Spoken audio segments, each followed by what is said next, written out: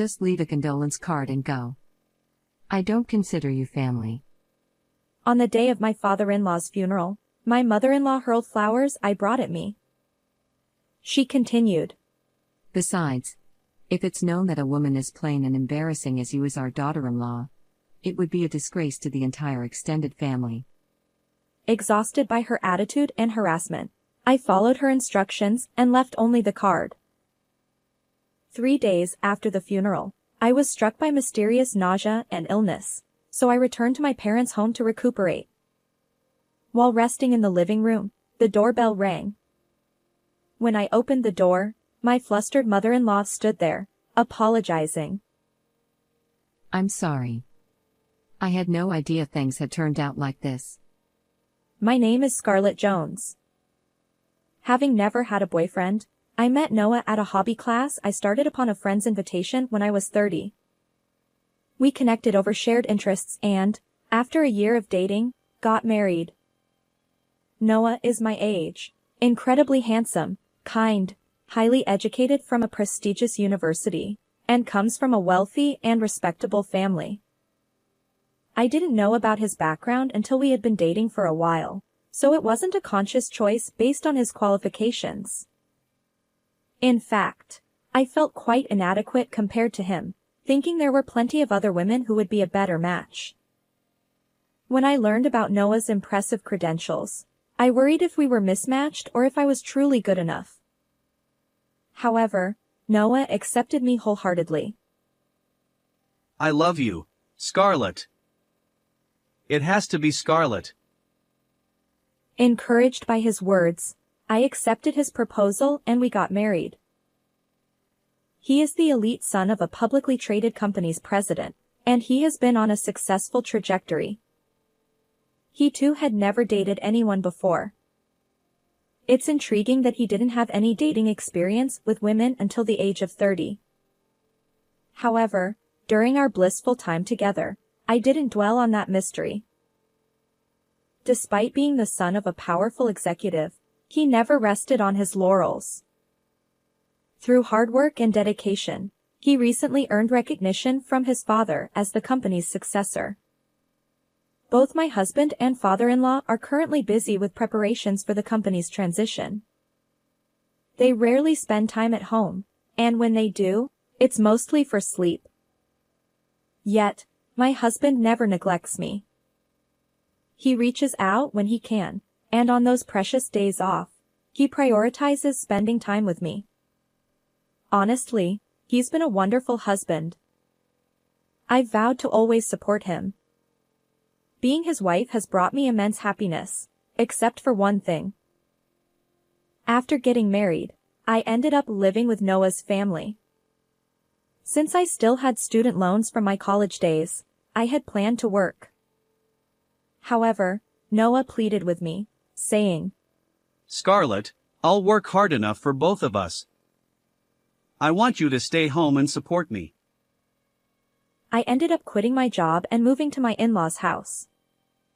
Honestly, leaving my job was a bit of a shock because I loved working. The reason I quit my job seems to be because my mother-in-law interfered with Noah. She convinced him that a wife working implies the husband lacks inadequacy. As a result, I spend most of my days at my in-laws' home.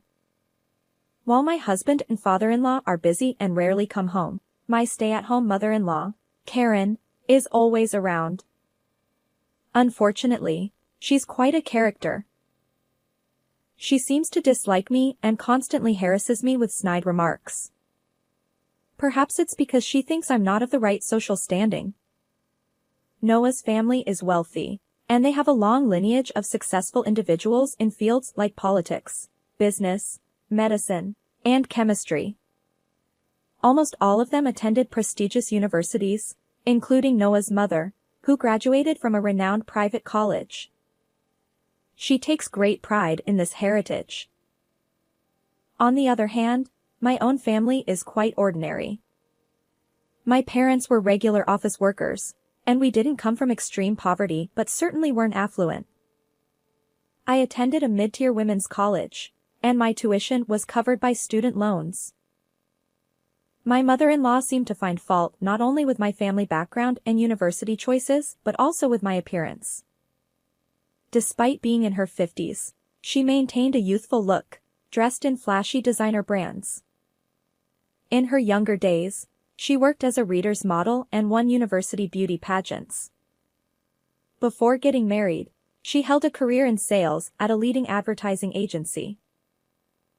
In contrast, I had no interest in brands, preferring anime and video games. If I had any extra money, it went toward game merchandise or collector's editions. My appearance wasn't conventionally beautiful. I kept makeup and fashion to a minimum, and while I watched my weight, I was quite plain-looking. Naturally, the glitzy world of Reader's models, beauty pageants, and major ad agencies was foreign to me. My social media was filled with game and anime content. It seemed my mother-in-law was genuinely displeased that her son had married an unassuming woman like me, who didn't have an impressive educational background or come from a prestigious family. Because of this, my mother-in-law subjected me to every imaginable form of harassment. She deliberately spilled sauce on freshly laundered clothes, intentionally messed up rooms I had just cleaned, and turned them into trash heaps. Entertainment was forbidden. The hobby class where I first met Noah was shut down, and my friend's contact information was forcibly erased. My beloved anime merchandise and games were sold off for a pittance, with the proceeds going straight into my mother-in-law's pocket. Going out anywhere, even for a simple shopping trip, invited her snide remarks, making it nearly impossible to leave the house. My mother-in-law sold my clothes and cosmetics, saying, "A wife doesn't need to be fashionable." And of course, the money went into her pocket. Makeup was forbidden, and I was only allowed to wear tracksuits at home and the suit I used for job hunting when going out. My hard-earned savings from my single days were confiscated. Even the meals I prepared were discarded. Worse yet, they were thrown on the floor, captured in humiliating photos, and gleefully shared online. The only food I was allowed to eat was leftovers. My mother-in-law would mockingly say, "This meal is perfect for a pitiful pauper," while laughing with her friends. Birds of a feather flocked together, and her friends were equally glamorous, wealthy, and disdainful individuals. My mother-in-law would proudly declare, "Look at my pitiful daughter-in-law. How has she lived looking like this?" Her friends would chime in, "If I were her, I'd be too embarrassed to live." I had no choice but to endure this humiliation. After enduring such a life for about a year, my father-in-law passed away. He had been battling terminal cancer, defying the prognosis and living longer than expected. I found myself responsible for preparing his funeral. Noah, caught up in the company's transition, couldn't focus on funeral arrangements. "I have no idea about any of this. Scarlett, can you handle it?" She dumped everything on me, while she lounged around doing nothing. Exhausted and sleep-deprived, I somehow managed to complete the preparations and reach the day of the funeral. However, as I tried to participate in the funeral, my mother-in-law stepped in front of me and made an outrageous demand.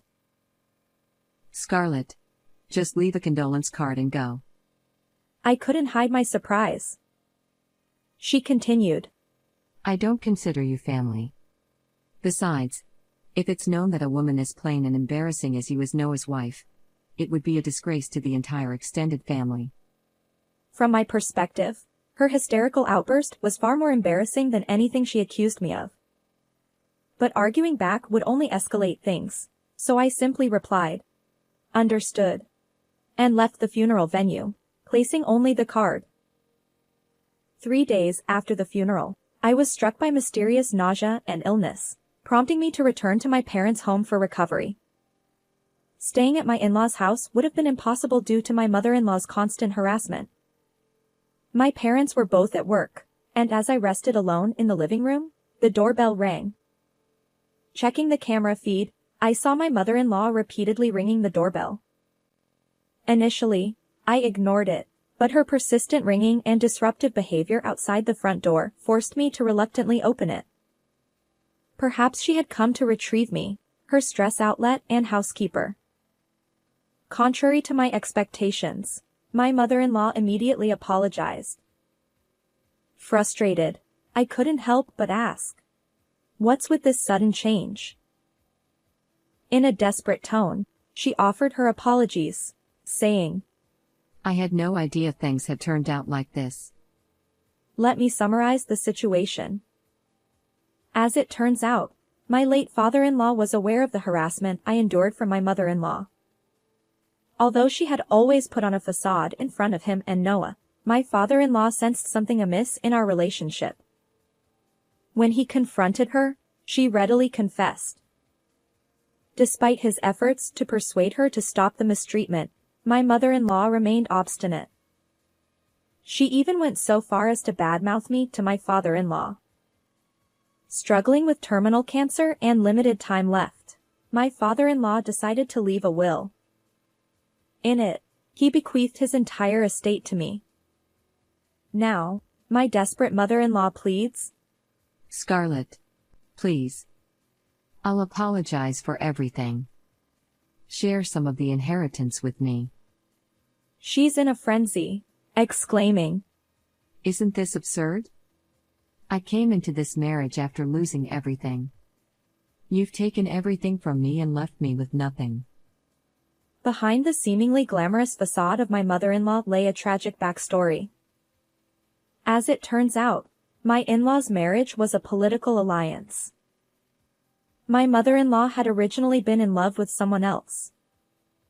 However, her family faced a financial crisis, and in exchange for their support, she was forced to marry my father-in-law. Separated from her true love, she endured a marriage to a man she didn't love. Meanwhile, my father-in-law also had a past love, but societal pressures due to their differing social statuses forced them apart. Despite this, my father-in-law continued to secretly meet with his former lover after marrying my mother-in-law. On the other hand, my mother-in-law suffered severe mistreatment from her mother-in-law and my husband's grandmother, far worse than what I experienced. She endured confinement, exploitation, and even had to give up her beloved career. The political marriage left her estranged from her own family, while her husband remained indifferent, prioritizing his mistress. Divorce was not an option, and she was forbidden from seeing her former love. In such a life, Noah, her only son, was her sole reason for living. When Noah's grandmother passed away, my mother-in-law finally regained some freedom, but her love for her son had become completely twisted. She had even harassed women who approached Noah, going to great lengths to keep them away. Despite Noah's good looks, high income, respectable family background, and decent personality, he hadn't dated anyone until the age of 30, all due to his mother's mistreatment. Naturally, I wasn't an exception.